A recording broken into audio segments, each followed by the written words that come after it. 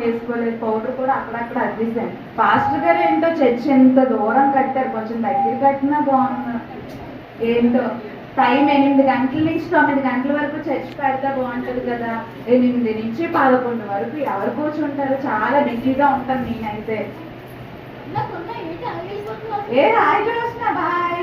Church time అయిపోతుంది, church time అయిపోతుంది, మళ్ళీ మధ్యలో నేను వెళ్ళిపోవాలి కదా. సో అందుకనే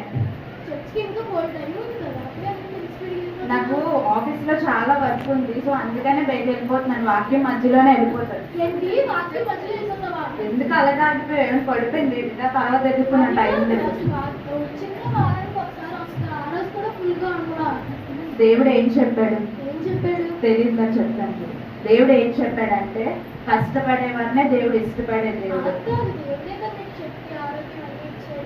దేవుడు ఏం చెప్పాడు? కష్టపడే వారిని ఇష్టపడుతున్నానని చెప్పాడు కదా.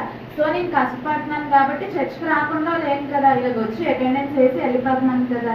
చర్చికి దేవుడికి చర్చికి సపోర్ట్ చేయాలన్నా, దేవుడికి సపోర్ట్ చేయాలన్నా, చర్చి సేవ ముందుకు వెళ్ళాలన్నా డబ్బులు ఉండాలి. డబ్బులు ఉండాలంటే నేను అక్కడ పని చేసి అక్కడ ఆశీర్వదింపబడితేనే, ప్రాఫిట్ వస్తేనే కదా నేను దేవుడికి ఇవ్వగలను. లేకపోతే దేవుడి పని ఎలా జరుగుతుంది? అందుకని నేను ఒకరిదాన్ని ఆదివారం మొత్తం డబ్బులు పట్టుకుని రావట్లేదు. సరే సరే చర్చికి వెళ్ళి టైం అయిపోతుంది, ఫాస్ట్గా అసలే బయట వెళ్ళిపోవాలి.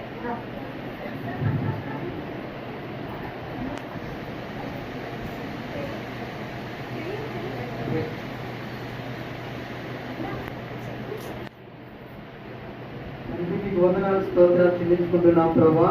మహోన్నతుడా, గత వారం నుంచి కాచి కాపునందు వందనాలు అయా. దినాల్లో ప్రభా నీ సన్నిధికి వచ్చి మమ్మల్ని అందరినీ దీవించి ఆశీర్వదించమని యేసుక్రీస్తు నామం పేరిట ప్రార్థిస్తున్నాం తండ్రి, ఆమేన్.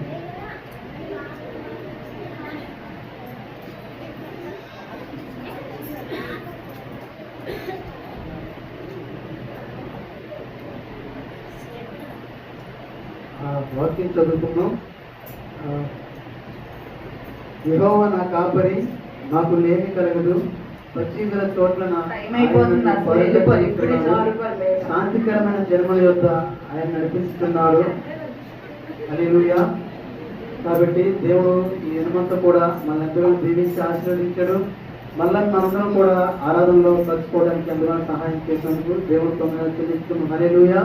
ప్రభువా, ఇంతవరకు మాకు తోడుగా ఉన్నందుకు వందనాలు స్తోత్రాలు చెల్లించుకుంటూ యేసుక్రీస్తు నామం పేరిట ప్రార్థిస్తున్నాం తండ్రి, ఆమేన్. ఫాస్ట్ వెళ్ళాలి. ట్రాఫిక్ ఒకటి అలాగా మధ్యలో ఎవడ అడ్డం వస్తున్నాయి. సైడ్కి లేకండి, రేపు ఆఫీస్కి వెళ్ళాలి. అమ్మయ్య ఆఫీస్ వస్తుంది. ఏ హాయ్ దయ్యా, వాట్సాప్ ఏం చేస్తున్నావు? ఇంకేంటైతే విశేషాలు? What a luxurious life you have.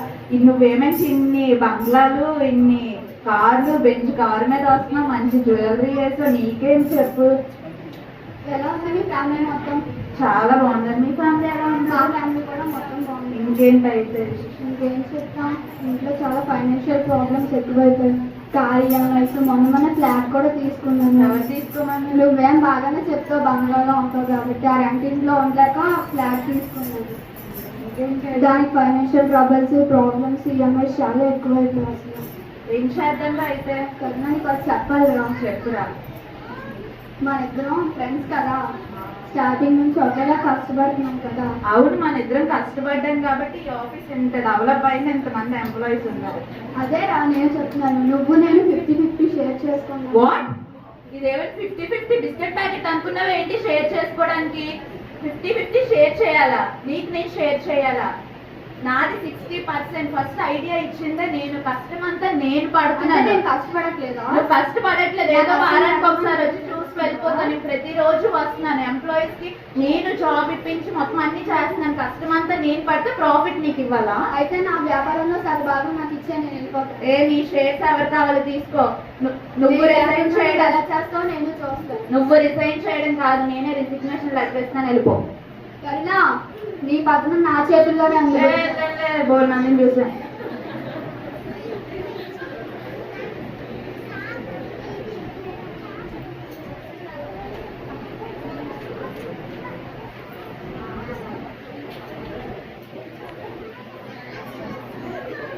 తర్వాత తన వ్యాపారంలో నష్టపోయి తన స్నేహితుల్ని దూరం చేసుకున్న తర్వాత తన దేవుడు కూడా దూరం అయిపోయి నిరుత్సాహపడిన స్థితిలో తను ఏం మాట్లాడుతుందో మనం ఇప్పుడు అందరూ కూడా చూద్దాం.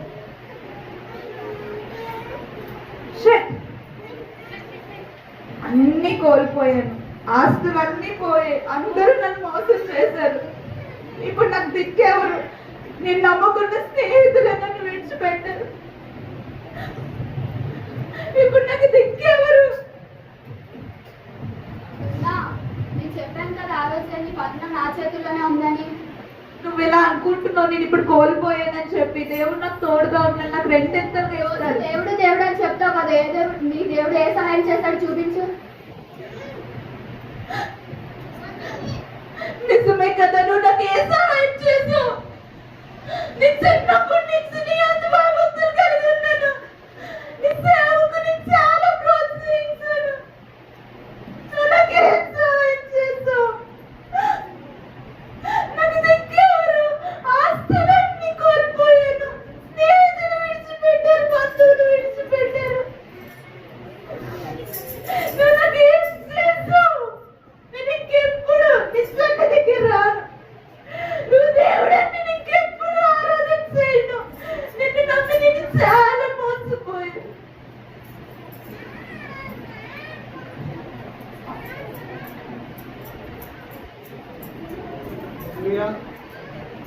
దేవుడు నాకేం చేశాడని తను ఎంతగానో వేదన చెందింది.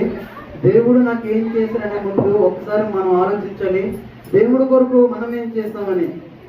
దేవుడు మనకి ఎన్నో మేలు చేస్తూ ఇంతవరకు కూడా ప్రాణం అనేది పోకుండా సజీవుల లెక్కల్లో ఆయన ఉంచాడు.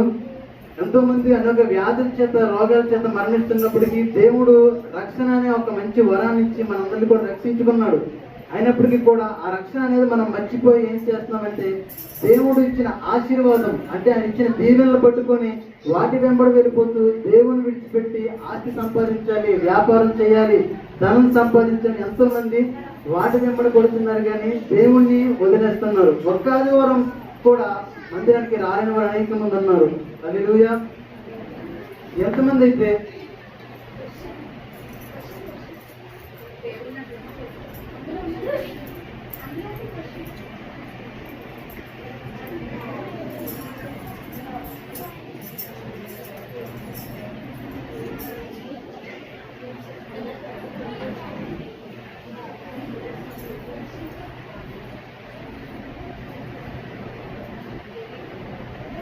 దేవుడు ఏమన్నాడంటే, దేవుడు ఆయన అంతా ఆశీర్వదించాడు. నేను నీ కొరకు నా ప్రాణాన్ని అర్పించాను కదా, మరి నా కొరకు నువ్వేం చేసావు అని దేవుడు అడగడం జరిగింది. అయితే దేవుడు మన ప్రాణాన్ని రక్షించి ఇంతవరకు కూడా సజీవుల లెక్కల్లో ఉంచాడు. ఎంతోసారి మనం దేవుని మందిరానికి వెళ్ళకుండా మనం అప్పుడప్పుడు వెళ్ళి ప్రభువుని దీవించు, ఆశీర్వదించు, నీకు ధనాన్ని ఇస్తున్నాను అది అంటే కుదరదు. ఎందుకంటే దేవుడు మన ధనాన్ని కోరట్లేదు కానీ మనల్ని మాత్రమే దేవుడు కోరుకుంటున్నాడు. మనం క్రమంగా మందిరానికి రాకుంటే ఎంత ధనం ఇచ్చినా, ఎంత ప్రార్థన చేసుకున్నా, ఎంత జీవించినా సరే వ్యర్థమని తెలియజేయడం కొరకు ఈ స్కిట్ అనేది వేయడం జరిగింది. నెక్స్ట్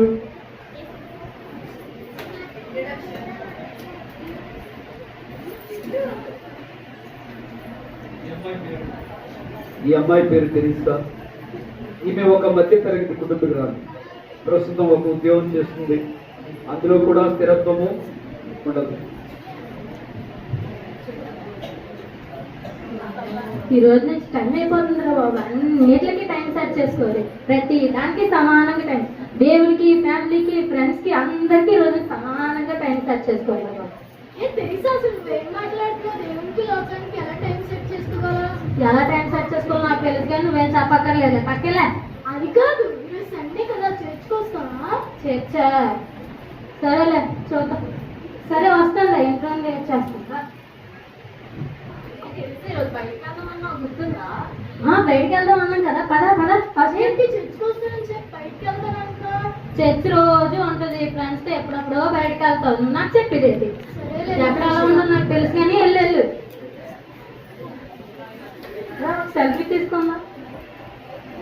ఈ ఫోటో కానీ ఫేస్బుక్ లో పెట్టాం అనుకో ఎన్ని లైక్లు వస్తే తెలుసాను. మన ఇద్దరం బెస్ట్ ఫ్రెండ్స్ తెలుసా. నాకు నువ్వు, నీకు నేను, మన ఇద్దరం చాలా బెస్ట్ ఫ్రెండ్స్.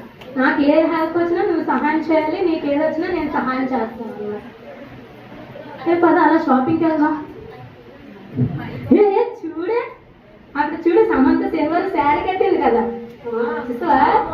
చాలా బాగుంది. ఎందుకంటే మనం కూడా అలాంటి శారీ కొనుక్కొని కట్టుకోవాలి. అది కానీ ఫేస్బుక్ లో పెట్టాం అనుకో, 3 లైక్లు వస్తాయి. డబ్బు కూడా అలాగే మనకు బాగా గణించారు. అల్లు అర్జున్ చూడు ఎంత స్టైల్ గా ఉన్నాడు. చూసావా అల్లు అర్జున్? సాయి పల్లవి చూడు ఎంత బాగుందో. సాయి పల్లవి అల్లు అర్జున్ కరెక్ట్ జోడి. ఎప్పుడు అలా ఉండాలి మనం కూడా. అన్ని వేసుకొని అన్ని చేసుకొని ఉండాలి మనం కూడా. సరే పద అలా బాగా ఎంజాయ్ చేస్తాను. బాగా బయటకి వెళ్ళి బాగా ఎంజాయ్ చేస్తాను. పద బాగా తిరిగేసి అదే చర్చిలో ఉంటా ఈ వాటికి అలాగా కూర్చొని బోర్ అదే బయటకు వచ్చాను చూసుకో, అంత సరదాగా అంత హ్యాపీగా ఎంజాయ్ చేస్తామా.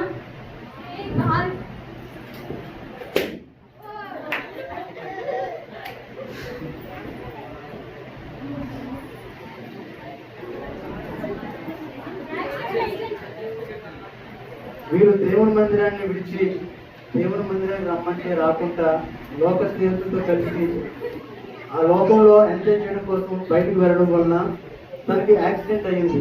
ఈ యాక్సిడెంట్ అయ్యేటప్పుడు ఎవరు కూడా తను ఆదరించేవారు రారు. తన స్నేహితులు కూడా తను విడిచి బయటకు వెళ్ళిపోతారు, ఏమైనా అవుతారేమో అని. అటువంటి సమయంలో దేవుని నమ్ముకొని తన స్నేహితురాలైనటువంటి ఒక వ్యక్తి వచ్చి తనను ఆదుకుంటారు.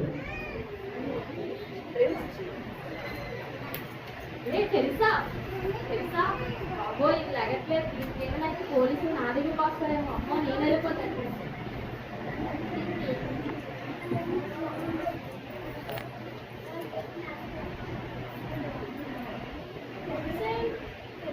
ఎక్కడుంది అసలు? ఇదేంటి?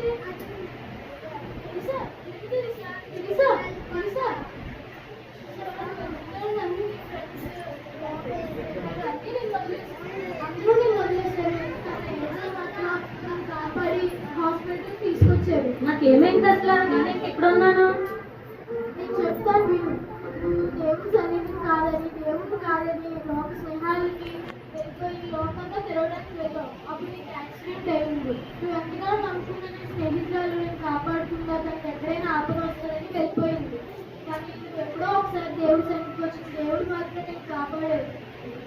అవును, నా అనుకున్న నా స్నేహితులు నిజంగా నన్ను విడిచిపెట్టినప్పటికీ నేను ఎప్పుడెప్పుడో వెళ్ళి నా దేవుడు నిజంగా నన్ను రక్షించాడు. ఆయన మాత్రమే నేను నమ్ముకోవాలని ఇప్పటి నుంచి అనుకున్నాను. లోక జ్ఞానము దేవుడి జ్ఞానం రెండు ఒకటే అనుకున్నాను. కానీ దేవుడి జ్ఞానంతోనే లోక జ్ఞానాన్ని జయించవచ్చని ఇప్పుడే తెలిసింది. ఇప్పుడే చూసుకోవచ్చు. తెలిసే క్షమించండి, మీరే జ్ఞాపకం చేసుకోమని యేసునామములో అడుగుతున్నాను తండ్రి.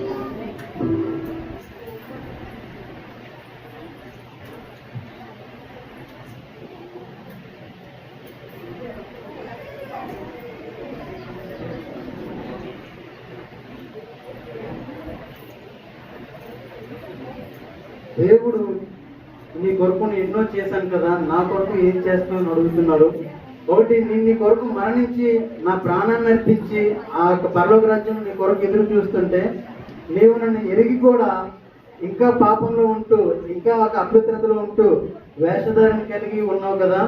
ఉంటే వెచ్చగా ఉండు, లేదంటే చల్లగా ఉండు. నులివెచ్చని స్థితిలో ఉంటే ఎక్కడ పారవేయబడదో ఆ నరకం ఒక అగ్నిలో పారవేయబడతాడు. దేవుడు యొక్క స్కిట్ ద్వారా మనకు తెలియజేస్తున్నాడు. దేవుడు ఏమంటాడంటే, అయితే వెచ్చగా ఉండు, లేదంటే చల్లగా ఉండాలని దేవుడు చెప్తున్నాడు.